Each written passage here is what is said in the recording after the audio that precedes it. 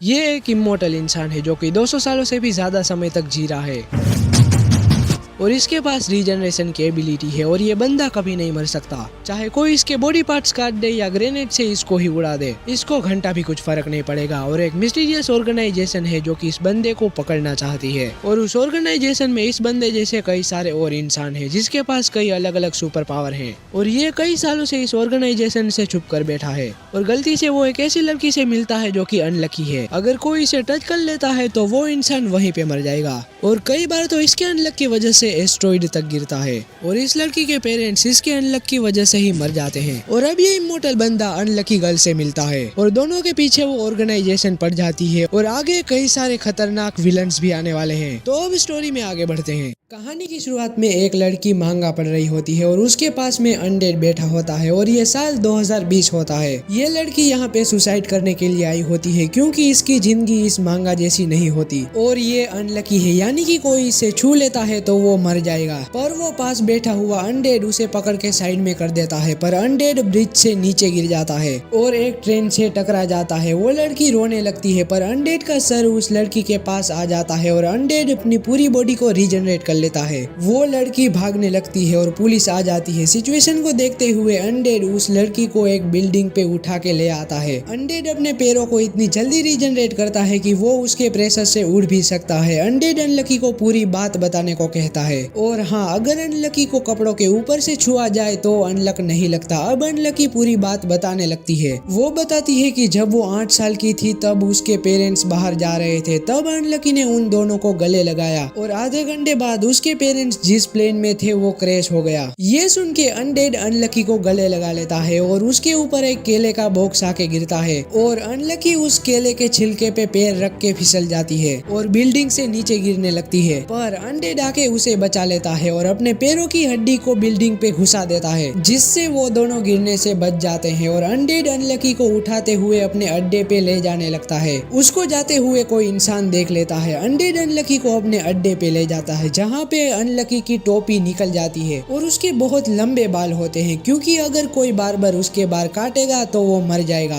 ये देख के अनडेड अनलकी के बाल काटने लगता है। और यहाँ मैं एक बात बता दूं कि अनलकी को कोई छूता है तब उस पे अनलक नहीं पड़ता, जब अनलकी को छू के छोड़ता है तब थोड़ी देर बाद अनलक का असर होता है। अनडेड अनलकी के बालों को काट देता है और तभी एक आदमी आके अनडेड का गला काट देता है और उसको एक जगह पे बंद कर देता है जिससे वो रीजनरेट ना कर पाए। ये लोग इन दोनों को पकड़ने के लिए आए होते हैं और इन दोनों का इस्तेमाल वो अपने फायदे के लिए करना चाहते हैं। पर अनडेड पे एक बहुत जोरदार बिजली गिरती है क्योंकि उसने 15 मिनट तक अनलकी के बाल काटे थे। अब अनडेड रीजनरेट कर लेता है और अपने सर से एक कांच जैसी कोई चीज बाहर निकालता है और वो ये इसलिए करता है क्योंकि उसके पास 100 साल से भी ज्यादा का एक्सपीरियंस है और वो इस कांच जैसी चीज से अपना दिमाग बंद कर लेता है जिससे उसकी 100 साल की मेमोरी बाहर ना निकल पाए और अगर ऐसा नहीं करता तो उसका दिमाग इतनी सारी मेमोरी को झेल नहीं पाएगा। अनडेड उसके सारे साथियों को मार देता है पर वो आदमी अनलकी को होस्टेज बना लेता है और अनडेड से कहता है कि तुम्हारा गला मुझे दे दो वरना मैं इसका गला काट दूंगा। अनडेड अपना गला काट लेता है और अनलकी भाग के उसके गले पे एक किस कर लेती है और अनलकी वहां से भाग जाती है और अनडेड रीजनरेट होके उस आदमी को पकड़ लेता है और अनडेड के ऊपर एक पूरा का पूरा एस्ट्रॉइड गिरता है और पूरी की पूरी बिल्डिंग खत्म हो जाती है और वो आदमी भी मर जाता है। अब अनडेड रीजनरेट होके बाहर निकल जाता है और अब दोनों बात करने लगते हैं। अनलकी बताती है कि मेरा नाम फूको है और अनडेड से उसका नाम पूछती है। अनडेड कहता है कि मेरा कोई नाम ही नहीं है, फूको इसका नाम एंडी रखती है और इस वीडियो में मैं इस लड़की का नाम बर्फी बोलूंगा और इस आदमी का नाम मैं एंडी ही बोलूंगा। अब एंडी बर्फी को अपने घर ले जाता है जहाँ पर दुनिया भर के वेपन्स पड़े होते हैं। एंडी ने पूरी दुनिया में ऐसी कई जगह बना रखी है। एंडी बर्फी को एक बुलेट प्रूफ आर्मर देता है। बर्फी एंडी को उन लोगों के बारे में पूछती है जिसने उन दोनों को पकड़ने की कोशिश की थी। एंडी कहता है कि वो एक ऑर्गेनाइजेशन है जो कि उन लोगों को पकड़ते हैं जिनके पास कोई पावर होती है। उनके हिसाब से हम जैसे लोग इस दुनिया के लिए खतरा हैं। इन जैसे लोगों को निगेटर्स कहते हैं और एंडी को उन लोगों ने 50 साल पहले पकड़ लिया था और वहाँ उस पे 10 साल लैब पे एक्सपेरिमेंट हुए थे पर एंडी वहाँ से भाग गया था और तब तक वो भाग ही रहा है और अब हम दोनों को भी भागते रहना पड़ेगा। और अब दोनों बोरिया बिस्तर बांध के जाने लगते हैं पर तभी आसमान में एक एक क्रैक आ जाता है और एंडी समझ जाता है कि ये यूनियो है। उसमें से एक रोबोट बाहर निकल के एंडी को एक पंच मार देता है और बर्फी दूर जाके गिरती है। एंडी घायल हो जाता है और एक और दूसरा आदमी आके बर्फी को भी पकड़ लेता है और बर्फी के पैरों को फ्रीज कर देता है और एंडी हिल नहीं पाता। एंडी समझ जाता है कि इन दोनों के पास फ्रीज करने की पावर है। दोनों के पास पावर तो एक ही है पर उसकी रेंज और कवरी अलग अलग है। और अब एंडी हिल पाता है और उस रोबोट पे हमला कर देता है। दोनों एक दूसरे को बहुत बेरहमी से मार रहे होते हैं। अब बर्फी उस नीले वाले बंदे को पूछती है कि तुम हमारे पीछे क्यों पड़े हो। वो नीले बालों वाला बंदा कहता है कि तुम दुनिया में बहुत ज्यादा तबाही मचा सकते हो और अगर हम तुम्हें छोड़ भी देते हैं तो कोई दूसरा इंसान आके तुम्हारे पीछे पड़ जाएगा। वो लोग जिनके पास सुपर ह्यूमन पावर होती है उनको निगेटर्स कहा जाता है और हमें कोई इसलिए नहीं पकड़ता क्योंकि हमने यूनियन को ज्वाइन करके रखा है। जिसने यूनियन को ज्वाइन किया होता है उस पे कोई हमला नहीं करता पर यूनियन के लोगों को कुछ मिशंस करने पड़ते हैं। पर इसमें सिर्फ 10 सीट है और वो सारी भर चुकी है। अब रोबोट बर्फी को मारने के लिए आता है पर एंडी अपनी बॉडी को रीजनरेट करके बर्फी को बचा लेता है और अब एंडी डिसाइड करता है कि वो उन दोनों को मार देगा और खुद यूनियन में शामिल हो जाएगा। अब बर्फी एंडी को कुछ देर के लिए टच करती है और वहाँ से भाग जाती है। एंडी पे एक ट्रक आके गिरता है पर तीनों बच जाते हैं और एक बिल्डिंग पे जाके गिरते हैं और एंडी छूट जाता है और सोचता है कि वो रोबोट से लड़ते हुए हिलना बंद कर देता है, मतलब वो अनअवॉइडेबल हो सकता है। पर उस नीले बालों वाले का मुझे अभी तक कुछ पता नहीं चला। पर बिल्डिंग पे बॉम्ब लगे होते हैं और वो फट जाते हैं और पूरी बिल्डिंग खत्म हो जाती है और अब एंडी अपनी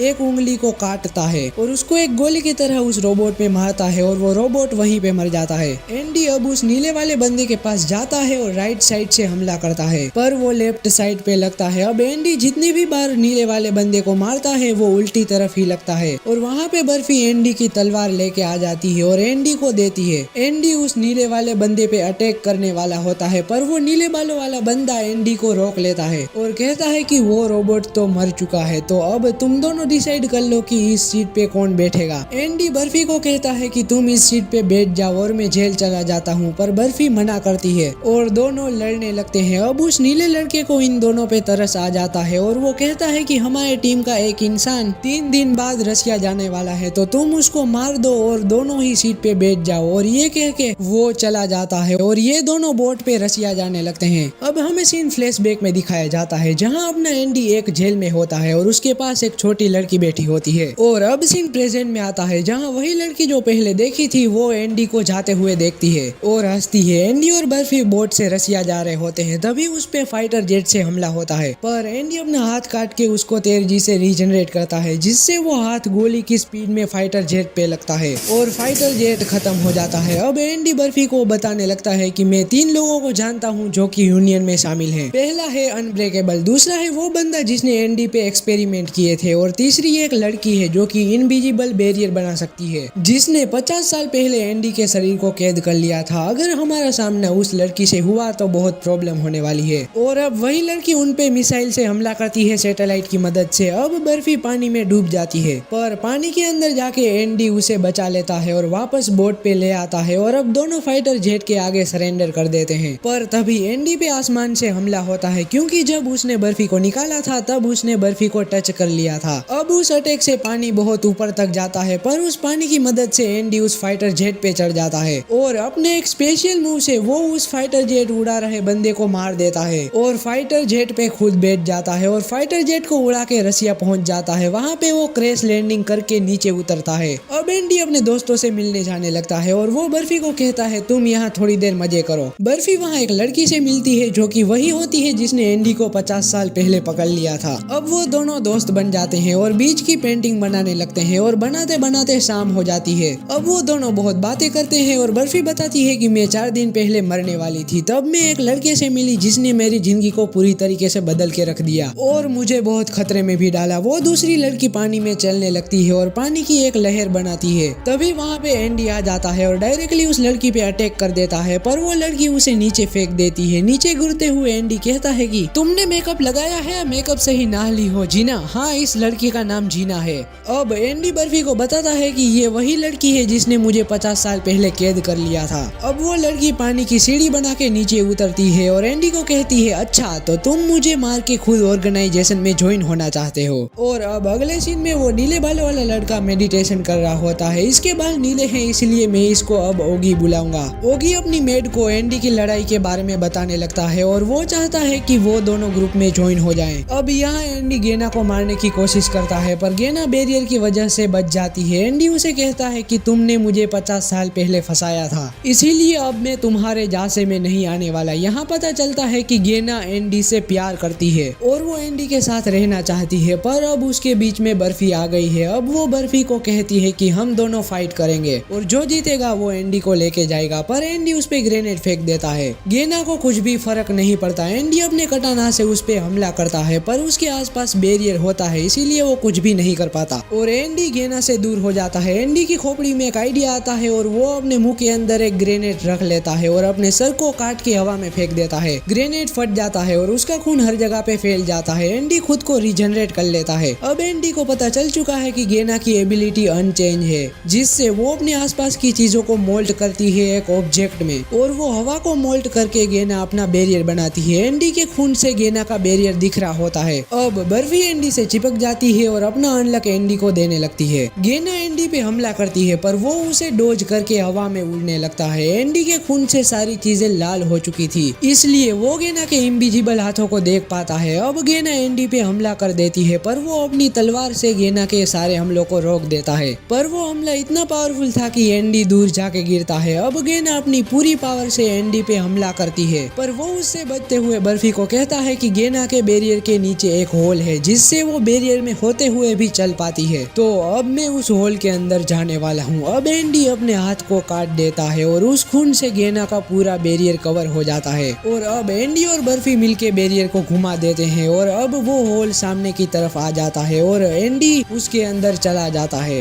और बर्फी ने इतनी देर तक एंडी को पकड़ा हुआ था, इसीलिए अब अनलक एंडी पे गिरने वाला है। शिप से एक तेज लाइट निकलती है और एंडी पे पड़ती है और इस अटैक से गेना के बैरियर के साथ एक पहाड़ भी टूट जाता है। अब अगले सीन में गेना मरने की हालत में होती है और उसके पास एंडी बैठा होता है। गेना एंडी से कहती है कि एंडी, तुम्हारे हाथों से ही मैं मरना चाहती थी। मैं बहुत तंग आ चुकी थी इस जिंदगी से। मुझे यूनियन के कहने पे पता नहीं कितने ही लोगों को मारना पड़ा। मेरी खुद की एबिलिटी अनचेंज है पर मैं चेंज चाहती थी। ऐसा कह के गेना वहीं पे मर जाती है। अब अगले सीन में ये दोनों एक बार में होते हैं जहाँ ये गेना के बारे में ही बात कर रहे होते हैं। तभी आसमान फाड़ के एक मॉन्स्टर आता है और इन दोनों को यूनियन के ऑफिस फेंक देता है, जहाँ यूनियन के सारे लोग दिखाए जाते हैं। तो चलो सबका नामकरण करते हैं। पहली एक लड़की है जिसने हेलमेट पहन रखा है और ये सबकी लीडर भी है। दूसरा है अपना ओगी। तीसरा है जेम्स बॉन्ड जैसा दिखने वाला बंदा। चौथा है एक छोटा सा बच्चा जो कि अंगूठा चूस रहा है। पांचवा एक रोबोट है जिसकी बहुत बड़ी आंख है। छठा है एक समुराई जिसने बहुत भारी भरकम सूट पहन रखा है। सातवां एक नीले बालों वाला लड़का है जिसको देख के मुझे हंटर की याद आ जाती है। आठवां है ये बंदा जिसने 10 साल तक एंडी पे एक्सपेरिमेंट किए थे। 9वीं है बर्फी और 10वां है एंडी। अब वहाँ पे वही मॉन्स्टर आता है जिसने बर्फी और एंडी को पकड़ के यूनियन के ऑफिस फेंक दिया था। ये मॉन्स्टर एक बुक के अंदर बंद रहता है और इसका नाम एपोक्लिप्स है। मैं इसको बुक बुलाऊंगा। बुक इन सबको कहता है कि मैं तुम्हें 6 टास्क दे रहा हूँ। पहला है कि तुम्हें अर्नबर्न को कैप्चर करना है और अगर तुमने कैप्चर कर लिया तो मैं यहाँ 10 की जगह पे 11 सीट कर दूंगा। और ऐसे ही ये बुक सारे टास्क कहने लगता है। मैं तुम्हें शॉर्ट में बता देता हूँ वरना ये वीडियो बहुत लंबी हो जाएगी। बुक कहता है कि तुम्हें अनईट, अनलैंग्वेज, अनसीन, अनपास्ट और अनस्पॉइल को पकड़ना है। अगर इन सब को तुमने पकड़ लिया तो तुम्हें अलग अलग रिवॉर्ड मिलेंगे और अगर तुम इनको नहीं पकड़ पाए तो तुम पे पेनल्टी लगेगी। अब ये सारी चीजें सुन के बर्फी को कुछ भी समझ नहीं आ रहा होता, इसीलिए वो पास बैठे बंदे को पूछती है कि ये सब क्या चल रहा है। और यहाँ हमें इस बंदे से सारी चीजें पता चलती है कि ये बुक क्या है और ये इन सबको ऑर्डर क्यों दे रहा है। दरअसल ये दुनिया का सबसे पहला आर्टिफैक्ट है। ये सारे यूनियन के लोगों को कुछ टास्क देता है जिसको यूनियन के लोगों को पूरा करना ही पड़ता है। अगर यूनियन के लोग टास्क को पूरा नहीं करते तो ये बुक इन पे पेनल्टी लगा देता है। ये सुन के बर्फी कहती है कि क्या हम ऐसा नहीं कर सकते कि हम एक दूसरे से लड़ाई ना करें और एक शांति भरी दुनिया बनाएं।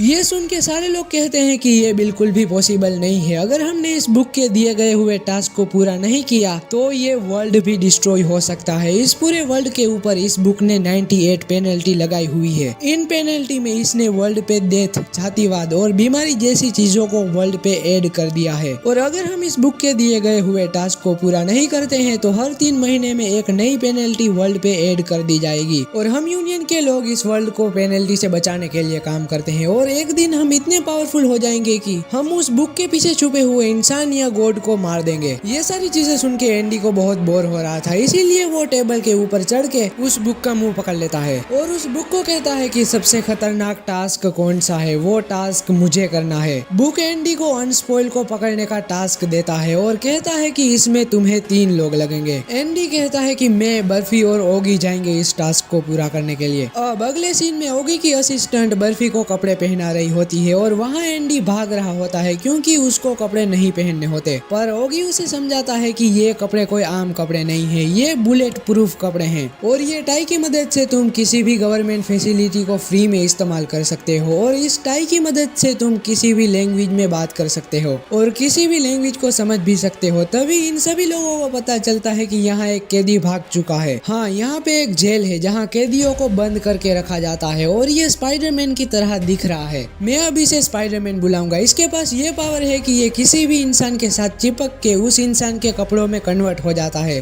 और उस इंसान को कंट्रोल भी कर सकता है। अब स्पाइडरमैन उस असिस्टेंट के कपड़ों में बदल जाता है और उसको कंट्रोल करने लगता है। अब वो असिस्टेंट एंडी और ओगी पे हमला कर देती है, पर वो दोनों उस हमले से बच रहे होते हैं। तभी बर्फी आके उस असिस्टेंट को छू लेती है। अब उस असिस्टेंट पे ईंट गिरती है और वो असिस्टेंट बेहोश हो जाती है। स्पाइडरमैन अब उसकी बॉडी को छोड़ के एंडी की बॉडी पे चिपक जाता है, पर वो एंडी की बॉडी को कंट्रोल नहीं कर पाता क्योंकि एंडी के सेल्स वापस रीजनरेट हो जा रहे होते हैं। अब स्पाइडरमैन एंडी का दोस्त बन जाता है और एंडी के शरीर पे कपड़े बन के चिपक जाता है और अब वो एंडी के कपड़े बन के रहेगा और अब उसकी लीडर सबको अपने अपने मिशन में जाने को कहती है। लीडर एंडी को कहती है कि अब न्यूयॉर्क सिटी में एक सड़ी हुई लाश घूम रही है, हो सकता है कि ये अनस्पॉइल हो, इसीलिए तुम वहाँ पे अनस्पॉइल को ढूंढो।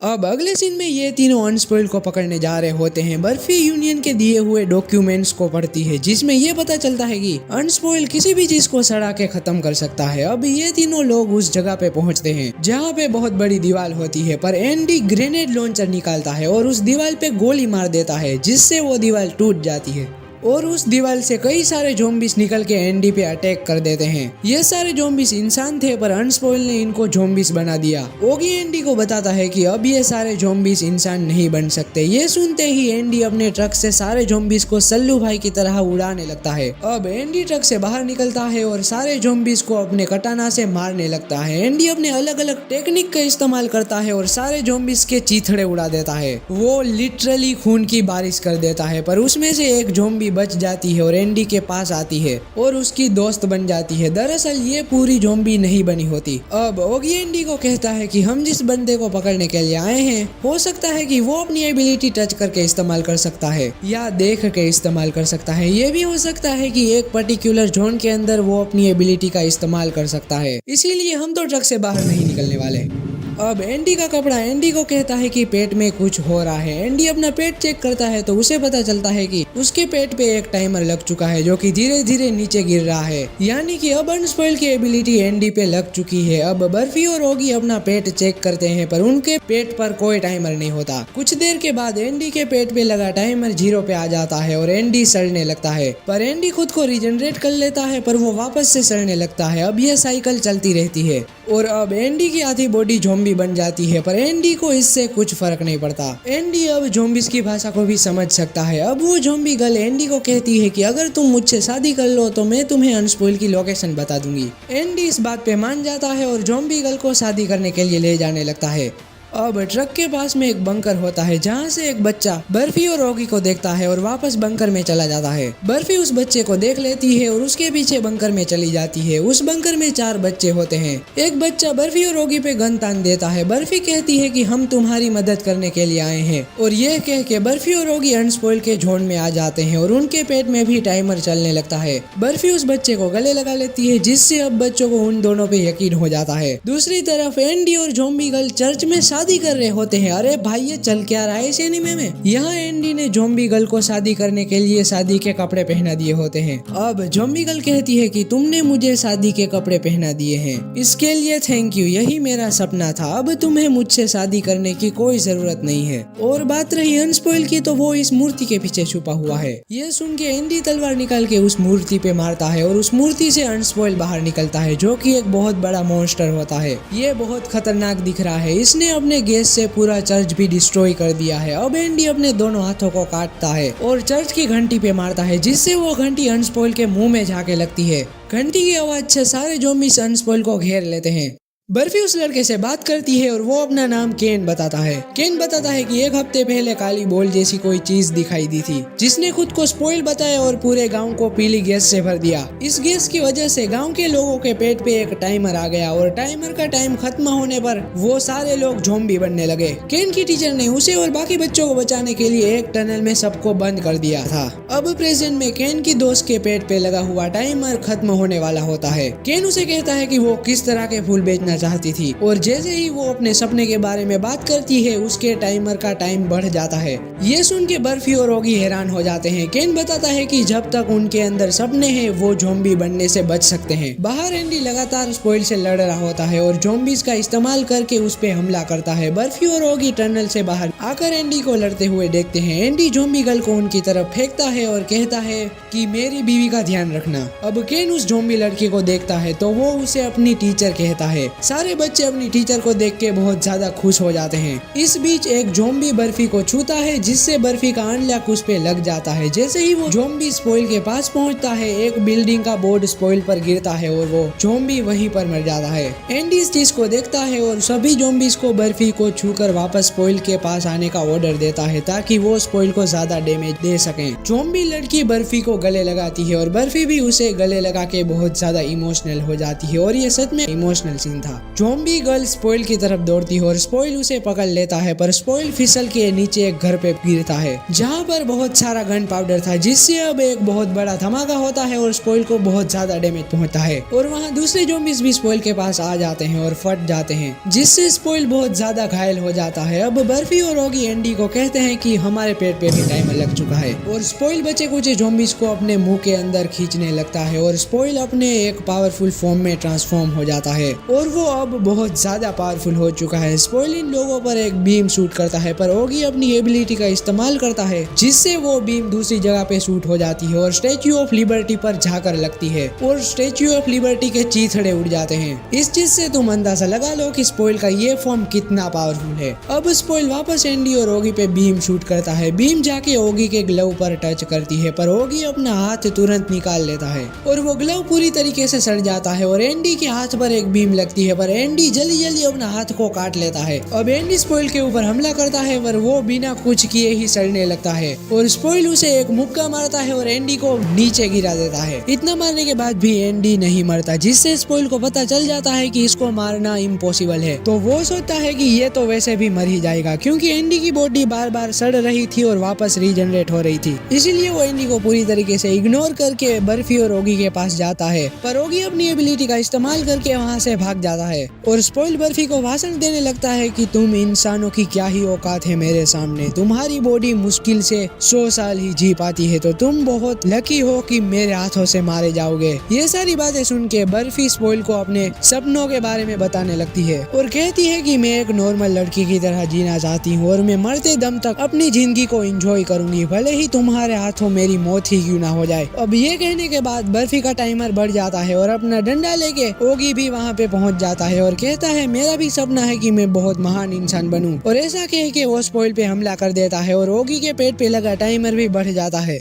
अब ओगी स्पॉइल पर स्टिक के साथ हमला करता है और एंडी उसे वार्न करता है कि अगर वो स्पॉइल के ज्यादा पास गया तो उसकी बॉडी भी सड़ने लगेगी, पर ओगी एक्सप्लेन करता है कि उसने स्पॉइल के सारे रूल को समझ लिया है। स्पॉइल का अटैक सिर्फ उसके आसपास काम करता है, इसीलिए बर्फी बच गई थी और ओगी के पास एक मैजिक स्टिक भी है, जिसको वो अपने मन मुताबिक छोटा या बड़ा कर सकता है। ओगी स्पॉइल पे अटैक कर देता है और बर्फी बहुत ज्यादा एक्साइटेड हो जाती है। इसके बाद ओगी की पावर क्या है वो हमें पता चलती है। जब वो किसी भी इंसान को देखता है तो वो इंसान उसकी इच्छा के अगेंस्ट काम करने लगता है और ये चीज स्पॉइल की समझ के परे है कि उसका सर खुद ब खुद ओगी के पास जा रहा है और उसकी पावर भी काम नहीं नहीं कर रही। स्पॉइल फ्रस्ट्रेट होकर भागने की भी कोशिश करता है पर वो ओगी के पावर के कारण कुछ भी नहीं कर पाता। एंडी सोचता है कि स्पॉइल को रोकने का एक तरीका है कि हवा में नमी कम हो, इसीलिए वो बर्फी के पेट को थोड़ा सा टच करता है और बर्फी उसे जोरदार चाटा मारती है। इसीलिए एंडी स्पॉइल के और पास जाने का डिसाइड करता है और ओगी को कहता है कि दूर हट जा क्योंकि यहाँ बहुत बड़ा धमाका होने वाला है। उसी टाइम जमीन फट जाती है और एंडी उसके अंदर चला जाता है और स्पॉइल ओगी और बर्फी पे धूल का झोंका फेंकता है।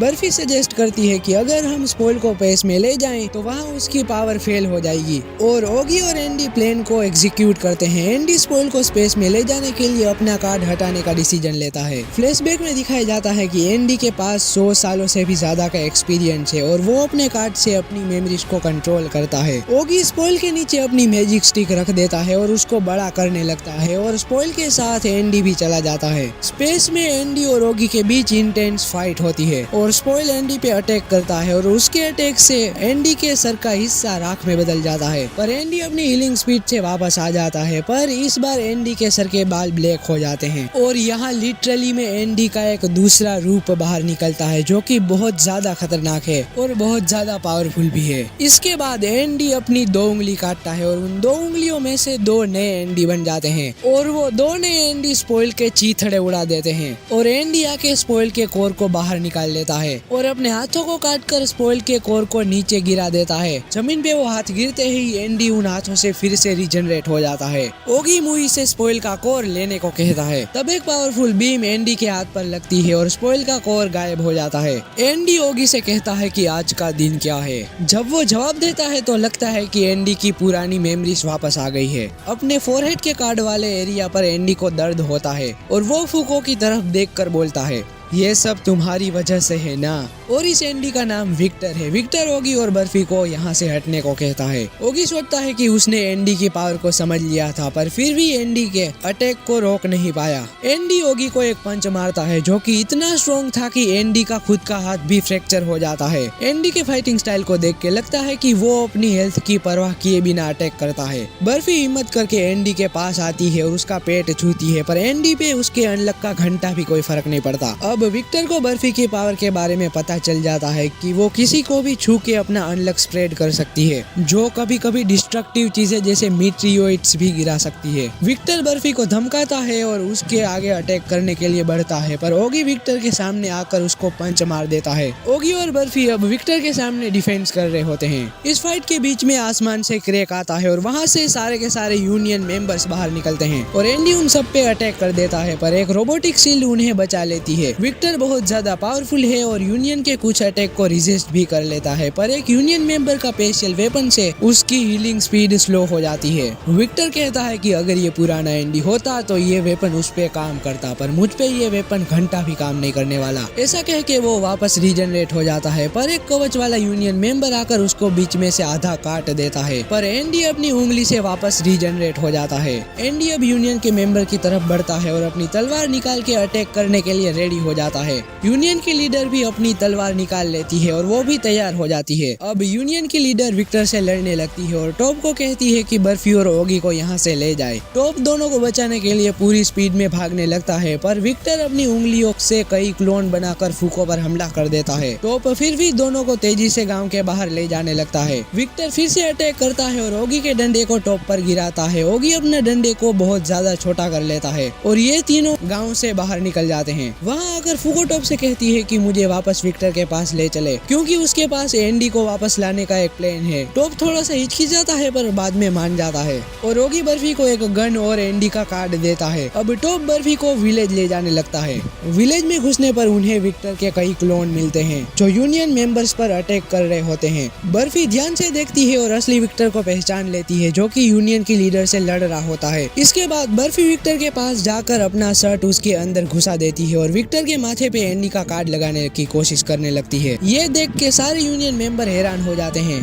बर्फी सबको समझाती है कि अगर वो विक्टर के पास चिपकी रहेगी तो उसका अनलक विक्टर पे लगेगा। विक्टर कहता है कि ये सारी एबिलिटी एंडी पर तो काम कर सकती है, पर तुम्हारी एक भी एबिलिटी मुझ पे घंटा भी काम नहीं करने वाली, और अपना एक क्लोन बनाकर बर्फी पे हमला कर देता है। यूनियन मेंबर्स विक्टर के क्लोन के अटैक से बर्फी को बचा रहे होते हैं। बर्फी विक्टर के अंदर एंडी को बुलाने की कोशिश करती है, पर विक्टर इस बात से बहुत ज्यादा गुस्सा हो जाता है और उस पे हमला कर देता है, पर टॉप आकर बर्फी को बचा लेता है और बर्फी विक्टर के सर पे गोली मारकर अपना अंगूठा उसमें घुसा देती है और एंडी को बुलाने लगती है। एंडी कुछ सेकंड्स के लिए वापस आता है और बर्फी एंडी को किस कर लेती है और एंडी पर विक्टर वापस से हावी हो जाता है। अब बर्फी यहाँ सब लोगों को भागने को कहती है क्योंकि यहाँ पर अब तक का सबसे खतरनाक अनलक गिरने वाला है। अब यूनियन के सभी मेंबर गांव के बाहर चले जाते हैं और ओगी अपनी पावर से विक्टर को रोक के रखता है और अब गांव के ऊपर बहुत सारे मीटियोइड गिरते हैं और पूरा गांव तबाह हो जाता है। अब बर्फी वापस आकर एंडी के सर पे कार्ड लगा देती है। अब अगले सीन में बर्फी की आंख एक हॉस्पिटल में खुलती है और उसके पास में एंडी बैठा होता है। अब थोड़ी देर बाद यूनियन की मीटिंग होती है जहाँ पर बुक आकर सबको मिशन के रिजल्ट बताने लगता है। अब अगले सीन में एक मिस्टीरियस आदमी अनसीन के सामने आता है और उसके पेट में चिपके लगे एक डिवाइस का खुलासा करता है।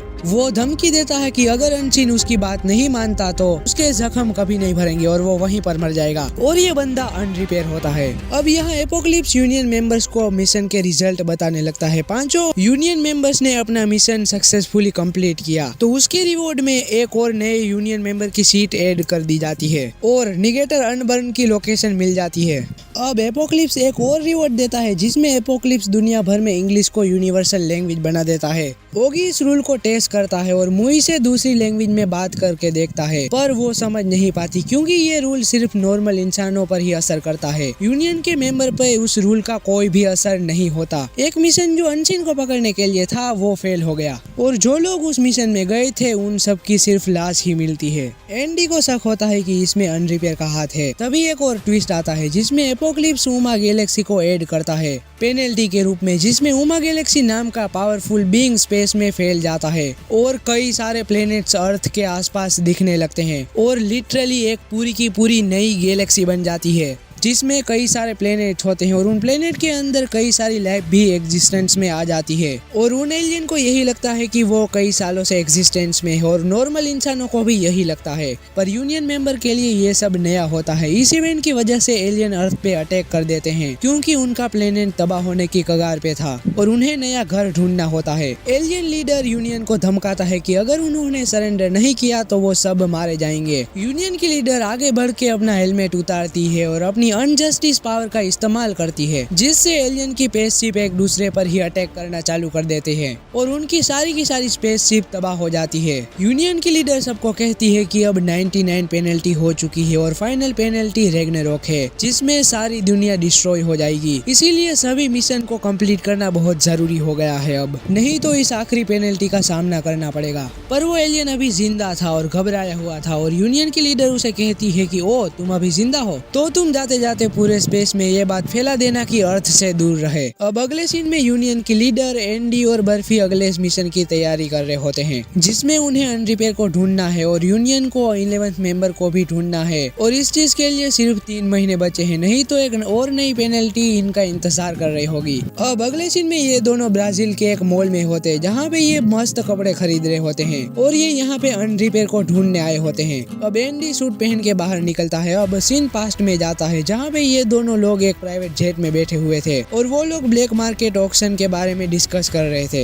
इस ऑक्शन में कई सारे माफिया मेंबर्स आने वाले थे और अनरिपेयर के आने के भी थोड़े बहुत चांसेस थे क्योंकि उस ऑक्शन में यूएमए और आर्टिफैक्ट्स को खरीदा या बेचा जाने वाला था और हमें वहाँ भेस बदल के जाना है और सारे पासिस का जुगाड़ निको ने पहले ही कर दिया है। अब यहाँ दोनों ऑक्शन हॉल में पहुँचते हैं जहाँ बर्फी नर्वस हो जाती है। एंडी उसे रिलैक्स करने के लिए वॉक पे ले जाता है और वहाँ एंडी कहता है कि मुझे विक्टर के बारे में कुछ भी नहीं पता और मैं उसे जानता भी नहीं हूँ और मुझे बचपन की कोई मेमोरी भी याद नहीं है, शायद विक्टर ही ओरिजिनल है और वो वापस जरूर आएगा। इस पर बर्फी एंडी से वादा करती है कि वो उसे बचाने के लिए अपना अनलक का इस्तेमाल जरूर करेगी। अब ये दोनों लोग ऑक्शन में वापस आते हैं जहाँ एंडी और बर्फी कुछ लोगों की बातें सुनते हैं जहाँ लोग यूएमए को पका के खाने की बात कर रहे होते हैं। इस दौरान बर्फी रियलाइज करती है कि अगर एंडी नहीं होता तो उसकी जिंदगी भी यूएमए जैसी होती। एंडी बताता है कि निगेटर्स के पास ज्यादा ऑप्शन नहीं होते और उनको ऐसी ही जिंदगी जीनी पड़ती है। एंडी उसे यूनियन में शामिल होने के बाद एक मिले नए ऑप्शन के बारे में बताता है जिसमें वो गॉड को मार सकते हैं जिसने ये सारी नाइंसाफी की है। अगले सीन में अनरिपेयर अपने मॉन्स्टर पेट जो कि शिप से भी बड़ा होता है उसके साथ शिप में एंटर करता है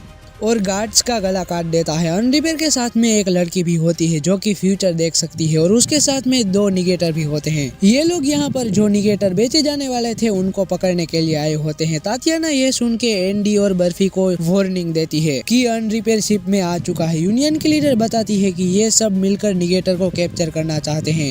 यूनियन गॉड को मारना चाहता है पर ये एक ऐसा ग्रुप है जो कि बदला लेना चाहता है और फोर्सफुली निगेटर को अपने ग्रुप में शामिल करवाता है। अब बर्फी और एंडी फाइट के लिए तैयार हो जाते हैं। अब एंडी और बर्फी अनरिपेयर से लड़ने जा रहे होते हैं। एंडी तातियाना से कुरिकारा नाम की एक स्वॉर्ड मांगता है और कुछ गार्ड्स उसे रोकने की कोशिश करते हैं पर वो तलवार लेकर अपना ही गला काट लेता है। बर्फी उसका सर गार्ड्स की तरफ फेंकता है और उसके सर पे अनलक लग जाता है जिससे वहाँ बहुत बड़ा धमाका हो जाता है। अब एंडी और बर्फी उस जगह पे पहुँचते हैं जहाँ पे ऑक्सन की सारी चीजें रखी होती है। रास्ते में डायनामाइट रखे होते हैं और वो ब्लास्ट हो जाते हैं। इस बीच एक निगेटर जो कि ऑक्सन के लिए रखा गया था वो भाग जाता है और गार्ड्स उसे देख लेते हैं। निगेटर अपनी एबिलिटी का इस्तेमाल करके गार्ड से बच जाता है। अब इसका पास्ट दिखाया जाता है कि कैसे यूनिफिकेशन यानी जब बुक ने सारी भाषाओं को इंग्लिश में कन्वर्ट कर दिया था और क्योंकि ये रूल निगेटर पे लागू नहीं होता इसीलिए उसे इंग्लिश समझ नहीं आती और सारे लोग इंग्लिश में ही बात कर रहे थे। इसीलिए माफिया के लोगों ने इसे निगेटर के रूप में पकड़ लिया गया था।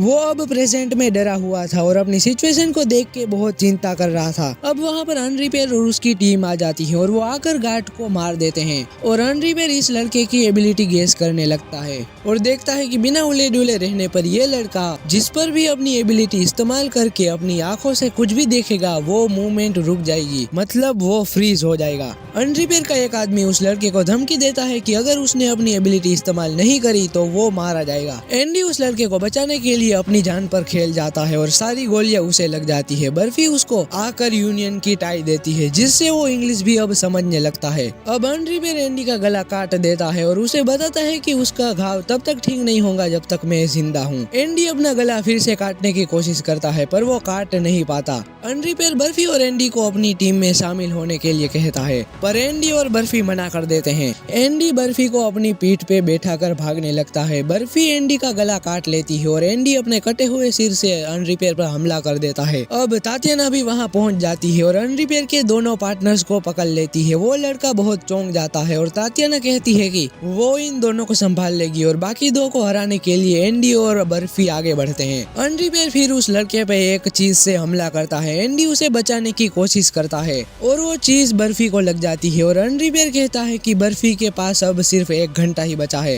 एंडी अपना कार्ड निकालने वाला होता है पर बर्फी उसे मना करती है और गार्ड्स भी वहाँ पे पहुँच जाते हैं पर अनरिपेयर और उसके सारे साथी वहाँ से भाग जाते हैं। गार्ड्स एंडी और बर्फी को निगेटर समझते हैं पर वो लड़का गार्ड्स को कहता है कि बर्फी को डॉक्टर की जरूरत है पर गार्ड्स उसकी बात नहीं सुनते और वो लड़का अपनी माँ के शब्दों को याद करने लगता है जहाँ उसकी माँ कह रही होती है कि जो तुम्हें अच्छे से ट्रीट करे उसकी तुम जरूर मदद करना। अब वो लड़का अपनी एबिलिटी का इस्तेमाल करके गार्ड्स को रोक लेता है और वो सारे गार्ड्स और उनकी गोलियां फ्रीज हो जाती है और इस एबिलिटी का नाम अनमूव होता है।